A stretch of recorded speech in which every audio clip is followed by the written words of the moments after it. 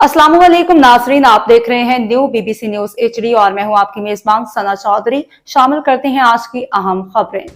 खबर शामिल करते हैं हमारे न्यू बीबीसी न्यूज़ के bureau chief of Pakistan Ghulam Qadir Bhaiyu की रिपोर्ट के मुताबिक सांगड़ में ईंटों के भट्टा मालकान ने ज़िले इंतजामी के नर्क मुस्तरद कर दिए। अवाम महंगाई के बोझ तले पिसने लगे। सांगड़ जिला में तफसील के मुताबिक ईंटों के भट्टा मालकान ने ज़िले इंतजामी की जानिब से मुकर्रर करदा सरकारी नरखों पर अमल दरामद से इनकार कर दिया है। डिप्टी कमिश्नर सांगड़ की जानिब से 3000 ईंटों वाली ट्रॉली की कीमत 25,000 रुपये मुकर्रर की गई थी। ताहम भट्टा मालकान ने सरकारी फैसले को हवा में उड़ा दिया और मनमानी कीमतें वसूल करना शुरू कर दी।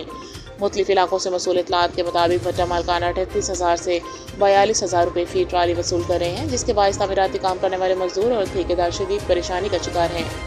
इंतजामिया की गिरफ्त कमज़ोर भट्टा मालकान बेलगाम, शदादपुर, शाहपुर, जाकर, नवाद आबाद और सांगड़ शुगर मिल के एतराफ़ में बेशतर भट्टा मालकान इंतजामिया के अहकामात को हाथिर में नहीं ला रहे। शहरी को कहना कि ये सूरत हाल इस बात की अक्कास है कि या तो इंतजामिया की गिरफ्त कमज़ोर है या फिर फील्ड में मौसर कार्रवाई नहीं हो रही। भट्टा मालकान किसी कानूनी खौफ के बगैर मनमानी नर्क मुकर्रर करके आवाम को दोनों हाथों से लूट रहे हैं। इलाके के मकीनों ने इस सूरत हाल पर शदीद गम गुस्से का इजहार करते हुए कहा कि DC ऑफिस में नर्क मुकर्रर होने के बावजूद अगर कोई अमल दरामद नहीं होता तो आवाम का एतमाद इदारों से उठ जाएगा। भट्टा मालकान मुँह मांगे दाम वसूल कर रहे हैं। इंतजामिया को फौरी कार्रवाई करनी चाहिए। ज़िले इंतजामिया फील्ड में निकल कर सख्त एक्शन लें ताकि आवाम को रिलीफ मिल सके। बढ़ती हुई ईंटों की कीमतों के बायस आम शहरियों के लिए मकान बनवाना या मरम्मत कराना मुश्किल तर हो गया है। तामीराती शोबा पहले ही महंगाई के बावजूद दबाव में है। अब भट्टा मालकान की मनमानी ने सूरत हाल मज़ीद खराब कर दी है।